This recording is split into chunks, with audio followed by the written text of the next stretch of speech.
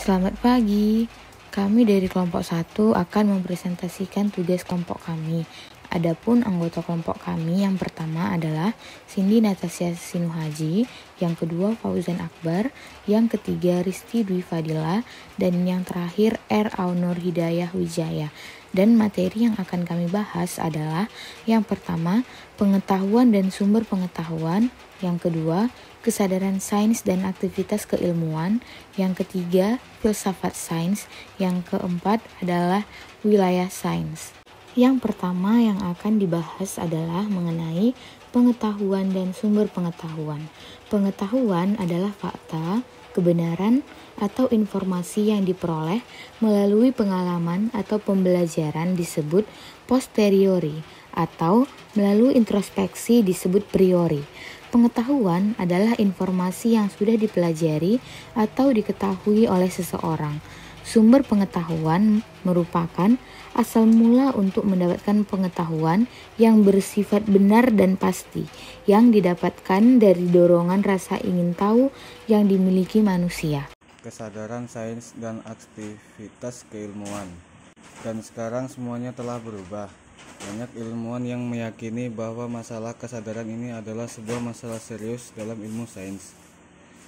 Masalah yang dihadapi untuk meneliti kesadaran ini sangat berbeda dengan masalah sains lainnya. Dan para ilmuwan sebenarnya sudah terbiasa dalam meneliti sesuatu yang tidak bisa diamati secara langsung. Tetapi dalam kasus kesadaran ini, apa yang akan kita jelaskan tidak bisa diamati. Kita bisa tahu adanya kesadaran bukan melalui eksperimen, tetapi melalui perasaan kita dan pengalaman-pengalaman kita sendiri. Apakah kita bisa mengungkapkannya melalui data dari pengamatan, melakukan eksperimen untuk membuktikan bahwa apa yang kita amati sesuai dengan yang diprediksi oleh sebuah teori, dan untuk melakukan penelitian terhadap kesadaran yang tidak bisa diamati ini, para ilmuwan merubah metodologi penelitian tersebut.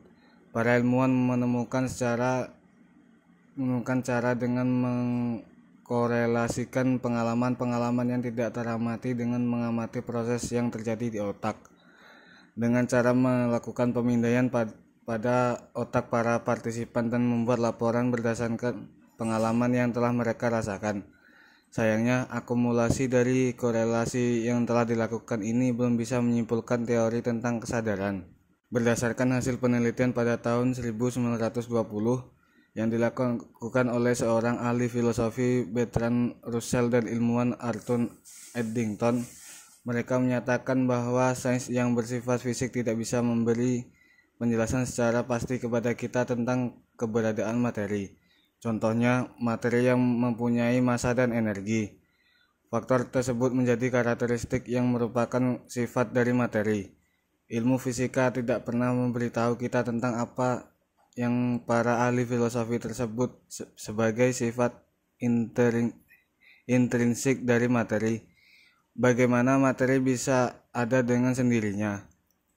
Dan terdapat suatu buah kekosongan besar dalam dunia sains. Ilmu fisika meninggalkan kita pertanyaan tentang apakah yang dimaksud dengan materi itu sendiri.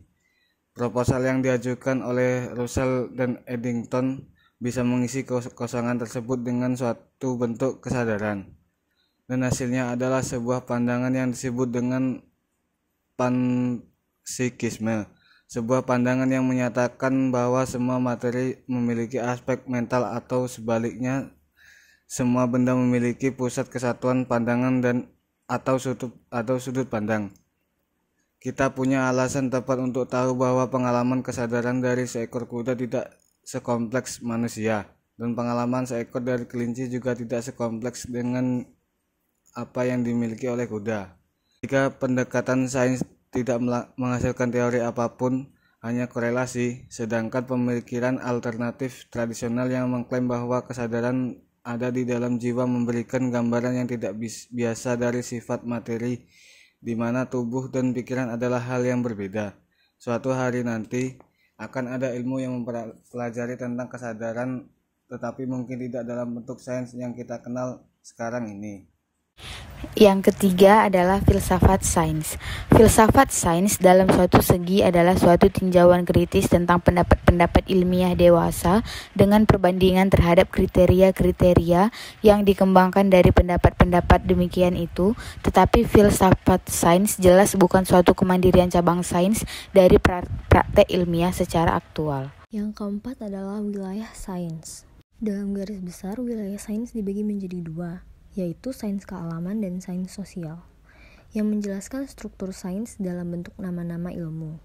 Yang pertama adalah sains kealaman. Sains kealaman terbagi menjadi 5. Yang pertama adalah astronomi, yang kedua fisika, terdiri dari mekanika, bunyi, cahaya, dan optik, fisika, dan nuklir. Yang ketiga adalah kimia, terdiri dari kimia organik dan kimia teknik. Yang keempat adalah ilmu bumi, terdiri dari paleontologi, ekologi, geofisika, geokimia, mineralogi, dan geografi. Yang kelima adalah ilmu hayat, terdiri dari biofisika, botani, dan zoologi. Yang kedua adalah sains sosial. Sains sosial juga terdiri dari 5. Yang pertama adalah sosiologi.